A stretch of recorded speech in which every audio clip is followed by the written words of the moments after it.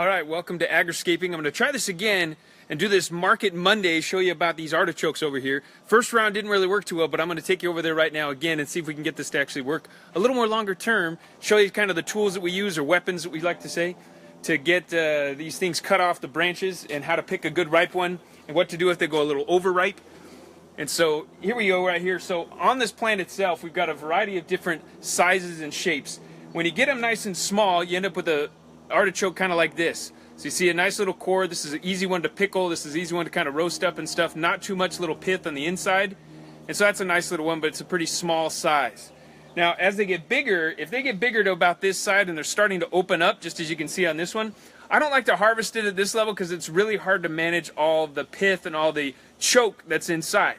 So what I like to do is at this level, I like to let it get to almost to the full blooming stage, as you can see on this one right here. So this is what happens when you cut it open. If it's already blooming, you've got a lot of that choke that's inside, and you got to cut all that out and get that out before you really cook it.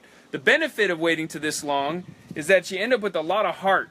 So you see on this one, I've already cleaned it out, and it's easier to clean out when it's fully bloomed. It's easier to clean that interior out, and it leaves that nice little pad at the base there.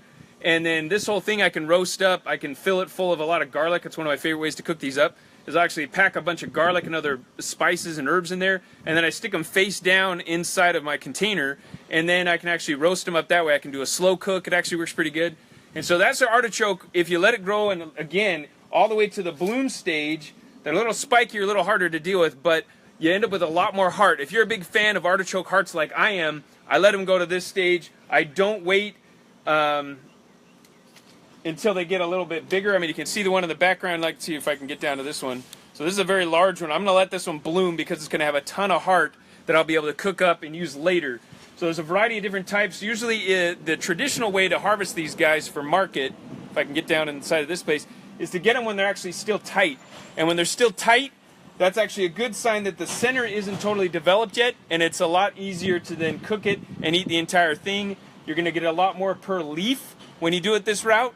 But when you do it at the bigger route, again, when it's already bloomed, then you get a lot more heart, and that's what I love. So if you're looking for more heart, wait till they bloom all the way. They're nice and pretty, and you'll get a ton of them on your plant. They'll continue to grow, and you'll be able to harvest from your plants for months and months. Hope you enjoyed the little bit today. We'll see you again next time.